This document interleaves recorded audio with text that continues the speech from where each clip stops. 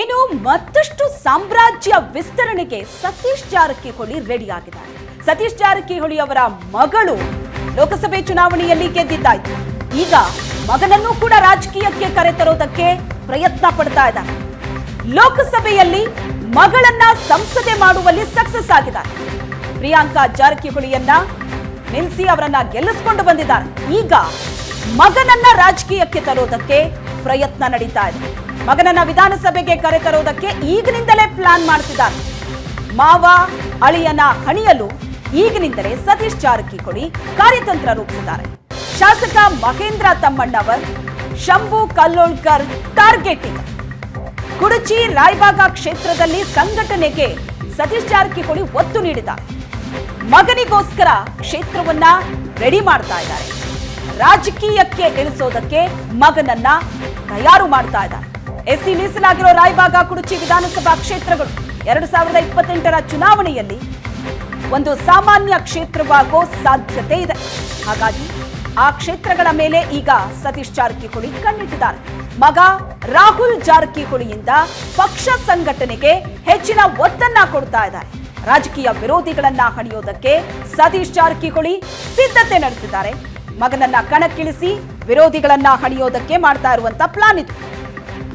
S, ಈ ಬಗ್ಗೆ details ಕೊಡ್ತಾ ಹೋಗ್ತಾರೆ ನಮ್ಮ ಪ್ರತಿನಿಧಿ ಅನಿಲ್. ಈಗ ಸಂಪರ್ಕದಲ್ಲಿದ್ದಾರೆ. ಅನಿಲ್, ಮಗಳನ್ನ ಲೋಕಸಭೆಯಲ್ಲಿ ಗೆಲ್ಲಿಸಿದ್ದಾಯ್ತು, ಈಗ ಮಗನನ್ನ ಕಣಕ್ಕಿಳಿಸುವಂತಹ ಪ್ಲಾನಿಂಗ್ ಅನ್ನ ಈಗಲೇ ಮಾಡ್ತಾ ಇದ್ದಾರೆ ಸತೀಶ್ ಜಾರಕಿಹೊಳಿ. ಸಿದ್ಧತೆಗಳು ಹೇಗಾಗ್ತಾ ಇದೆ, ಆ ಜೊತೆಗೆ ಅವಕಾಶಗಳು ಏನಿದೆ, ಏನ್ ಡೀಟೇಲ್ಸ್ ಲಭ್ಯ ಆಗ್ತಾ ಇದೆ ಸತೀಶ್ ಜಾರಕಿಹೊಳಿ ಅವರ ಪ್ಲಾನ್ ಆಫ್ ಆಕ್ಷನ್ ಬಗ್ಗೆ? ಹೌದು ಪದ್ಮ, ಉತ್ತರ ಕರ್ನಾಟಕದಲ್ಲಿ ಜಾರಕಿಹೊಳಿ ಕುಟುಂಬ ಇದೀಗ ದೊಡ್ಡ ಮಟ್ಟದ ರಾಜಕೀಯ ಕುಟುಂಬವಾಗಿ ಹೊರಹೊಮ್ಮುತ್ತಿರುವಂತದ್ದು. ಈಗಾಗಲೇ ಮೊದಲ ತಲೆಮಾರಿನ 4 ಸದಸ್ಯರು ವಿಧಾನಸಭೆ ಹಾಗೂ ವಿಧಾನ ಪರಿಷತ್ನಲ್ಲಿ ಅವರು ಸದಸ್ಯರಾಗಿರುವಂತದ್ದು. ರಮೇಶ್ ಜಾರಕಿಹೊಳಿ, ಬಾಲಚಂದ್ರ ಜಾರಕಿಹೊಳಿ ಅವರು ಬಿಜೆಪಿಯಲ್ಲಿ ಇಟ್ಕೊಂಡು ಶಾಸಕರಾಗಿದ್ರೆ, ಲಖನ್ ಜಾರಕಿಹೊಳಿ ಅವರು ಪರಿಷತ್ ಸದಸ್ಯರಾಗಿದ್ದಾರೆ. ಅದರ ಜೊತೆಗೇನೆ ಸತೀಶ್ ಜಾರಕಿಹೊಳಿ ಈಗ ಕಾಂಗ್ರೆಸ್ ನಲ್ಲಿ ಸಚಿವರಾಗಿರುವಂತದ್ದು. ಕಳೆದ ಲೋಕಸಭೆ ಚುನಾವಣೆಯಲ್ಲಿ ಪುತ್ರಿಯನ್ನ ಲೋಕಸಭೆಗೆ ಕಳಿಸುವಲ್ಲಿ ಸತೀಶ್ ಜಾರಕಿಹೊಳಿ ಸಕ್ಸಸ್ ಆಗಿರುವಂತದ್ದು.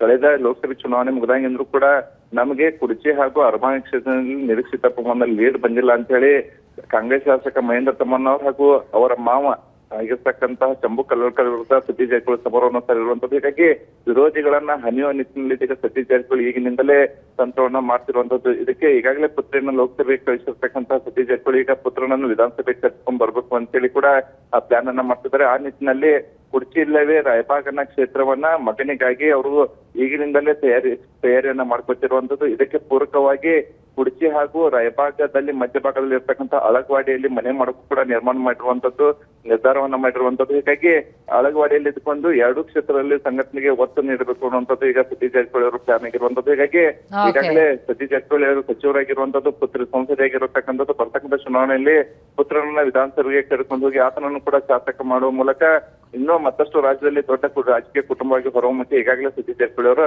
ಪ್ಲಾನ್ ಮಾಡ್ಕೊತಿರುವಂತದ್ದು. ಥ್ಯಾಂಕ್ ಯು ಅನಿಲ್, ನಿಮ್ಮೆಲ್ಲ ಡೀಟೇಲ್ಸ್.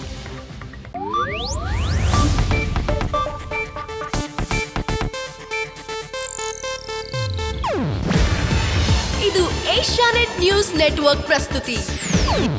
ನೀವು ನೋಡ್ತಿದ್ದೀರಾ ಏಷ್ಯಾನೆಟ್ ಸುವರ್ಣ ನ್ಯೂಸ್.